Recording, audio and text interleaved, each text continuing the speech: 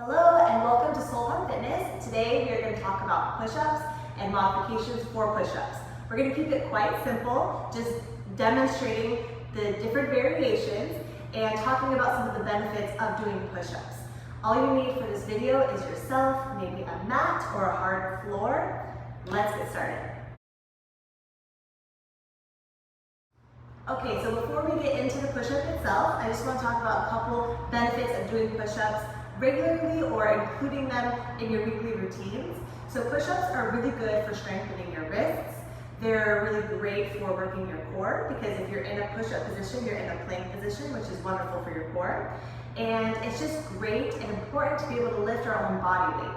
Now that doesn't mean that you have to do the full form all the way down to the chest and back up. It can be done on your knees. It can be done going down about a quarter or a halfway. As long as you have good form in those positions, that's the most important thing. And that's lifting your own body weight in all those different variations.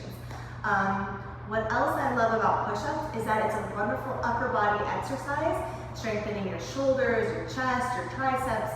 It gets into so many different muscle groups. So let's get started. So if you feel that you are not prepared or ready to do a push-up or a modified push-up, meaning on the knees, you can start by doing a plank or a plank on the knees. And that's the foundation of a push-up. So I'm going to show you some different angles. So a plank, we'll start with planks and then we'll get into the push-up itself. Will be wrists right underneath the shoulders, on the toes, and making sure that you're drawing your core in and that we're not rounding the back. So keeping a nice diagonal going down from the head to the heels.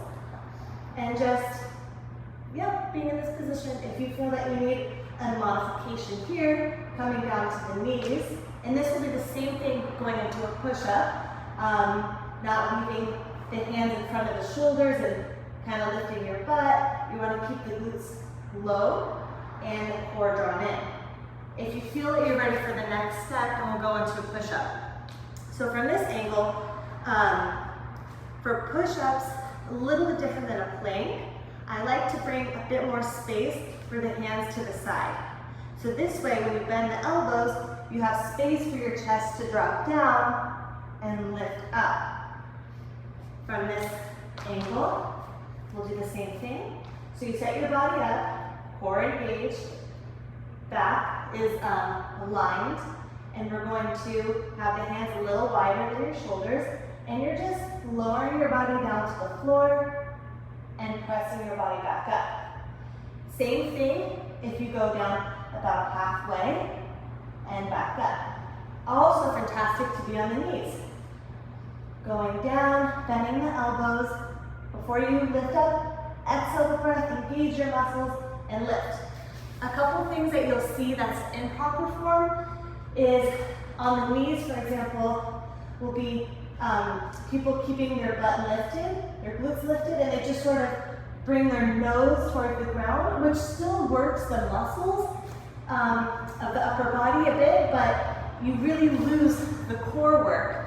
So from here, what I would recommend is just walking the knees back and then sort of allowing that angle to go down while still maintaining your core activation, and then just choosing how low you feel comfortable, getting a little bit lower over time.